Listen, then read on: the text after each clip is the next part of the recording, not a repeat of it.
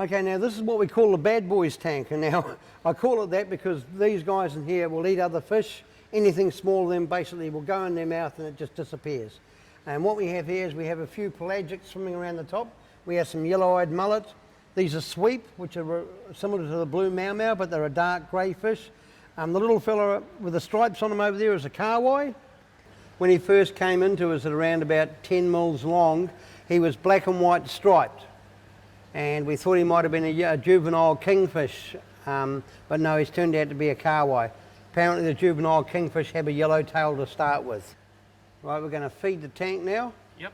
You ready for some action? This is why we call it the bad boys tank. This is, here we go, and you'll see it all in action now. There we are, here's our cod over here. The bearded cod, the black fish in the background, just coming out. He'll come out and grab something. He's got quite a huge mouth, this guy. And this is usually found in Australian waters, but occasionally found in New Zealand waters. This guy is another one that came in at around about 10 mils long when he first came in. See a little tassel that he's got on his chin. He uses that for going through the sand, trying to scare up crustaceans and small fish that he can eat. There he goes, he'll disappear. They're nocturnal usually, the bearded cod, but this guy comes out of a daytime because he's used to being fed of a daytime. It's one of those things you can do with your fish is to feed them at a certain time every day, and then you know that they're always going to be out and looking for the food for you. Our scorpion fish over here has just come out. He's grabbed himself a big mouthful of food. He'll swallow that in a minute as soon as he can find a bit of peace from everyone else trying to grab the food off him.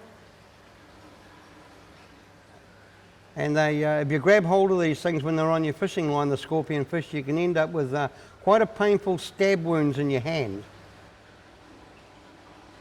Actually, all these fish came in as little tiny fish, around about 5 to 10 mils in size, and we've grown them all on. Some of them are only a year old, some are 2 years old. You can see some stuff floating around in the water here. That's because we have a lot of flow in this tank. And we use the flow to keep the water clean because these guys eat a lot and they put out a lot of waste. So we need to do a big turnover in this tank. And at the same time that we've got the flow, this is what happens sometimes. You get the substrate gets kicked around and gets blown around in the tank. Some of the stuff in here, as I said, we've had it for quite a long time.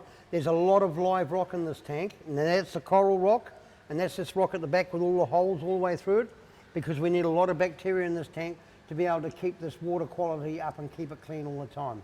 Right now, with these tanks here, I try and do at least one water change a week and at least 20%, sometimes more. If I heavy feed the tank, I might go and do a 40 to 50% water change. When you first set a tank up, you want to let it sit there and stew for a few weeks and just let that little brew start mixing up, and then you can change it and do a water change on it. The sunset wrasse, it is very unusual to have them in a tank. Now there's one of these on Astrolabe at the moment. Now they're actually a tropical fish, mainly found in Australia, but we do have them in our waters from time to time, and they're starting to establish themselves here slowly. As we get more of this global warming, or whatever you want to call it, going on, the water temperatures each year are getting warmer and warmer, so we get more stuff coming down through the Kermadec current and down into New Zealand waters. And the Bay of Plenty is like a big catch net for all this current and everything getting swept down into here. It took me a week to bring him down to the right temperature. I took him down to 14 degrees, he did not like that. So I took it back up to the 16 degree mark, and he's actually very happy in this tank now. He sort of rules the roost in there. Wrasses are almost like the foxes of the fish world. They're always sneaky, they're going around, they're picking up little bits and pieces. He'll sit there and annoy kinna all day, which are sea urchins or anemones, fanworms, pull their tentacles off them. As little bits and pieces are being kicked up off the bottom, then they're coming around and they're feeding on some of that stuff that's flowing around in the water. I'm going to adjust the pump after a few days because I'm letting it move the sand around a little bit, because as that sand gets moved around, it gets cleaned. And what I've done is I've put filter socks on the outside there, so that as the water passes through, we pick up all this muck and it gets taken out of the fish tank. This fish here at the moment is a leatherjacket, and they're what they call a trigger fish, and on top of his head is a little trigger. And you can see he carries his tail. He does all his propulsion by using the top and the bottom fin, and he moves like a pufferfish, or almost like a helicopter in the water. and his tail's slim at the moment, but as he uses that for propulsion and backing up, you can see these two here, and this is a male and female pairing, these two. We've had these since they were only tiny babies, and they're about, the big one's about a year old, the smaller one's around about 9 months old at the moment. Now, they have a skin that's like sandpaper on them. You can buy them in the fish and chip shop called lemon fish. And it's actually quite funny, when I go fishing now, I always put these guys back in the water. Right now, this tank is 1,300 litres, and the sump underneath is another 250 litres. So where we have on here, we have a 12,000 litre per hour pump that pumps the water from the sump back to the tank again to produce that flow through the tank. And in here we have two WP60s, which can produce up to 15,000 litres of movement of water in the tank.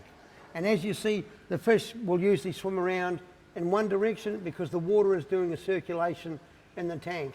This is very good if you're doing things like shark, which have to keep on moving forward all the time. If you get your flow all going one way, then the shark can keep on moving and keep the water passing across his gills. Because unlike normal fish, sharks can't sit still for too long. Their gills stop functioning. So starting out with cold water, local marine is a good way to start out in the hobby, in the marine hobby if you want to.